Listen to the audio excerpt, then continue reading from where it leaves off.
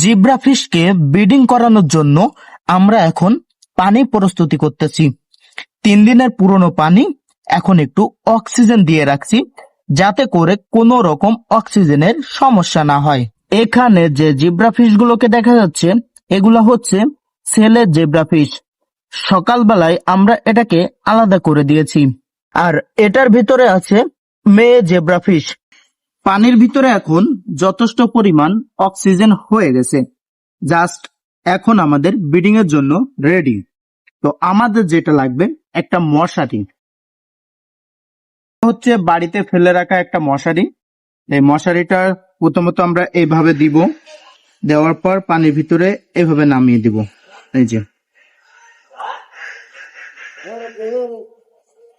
নামিয়ে দিলাম, এই যে সুন্দরভাবে।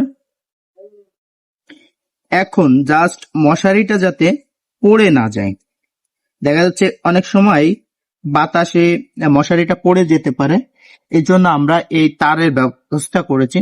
এই তারটার সাহায্যে এই মশারিটাকে জাস্ট এইভাবে, ঠিক আছে, এই যে এইভাবে টাইট করে বেঁধে দিব।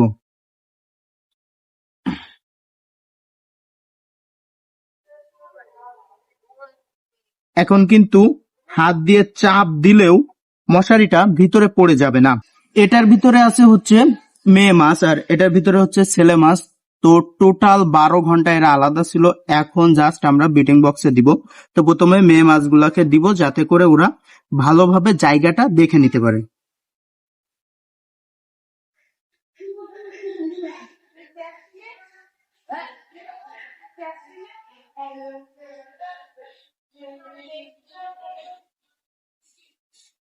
এই যে প্রথমে মাছগুলাকে দিয়ে দিব 4-5 মিনিটের জন্য, এরা এর ভিতরে থাকবে।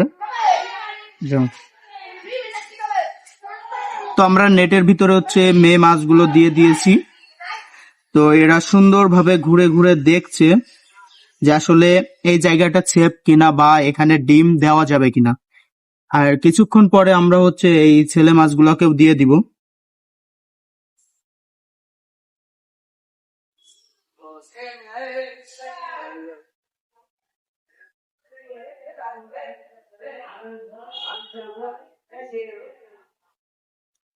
এই যে আমরা 2টা ছেলে মাছকে দিয়ে দিলাম এখানে।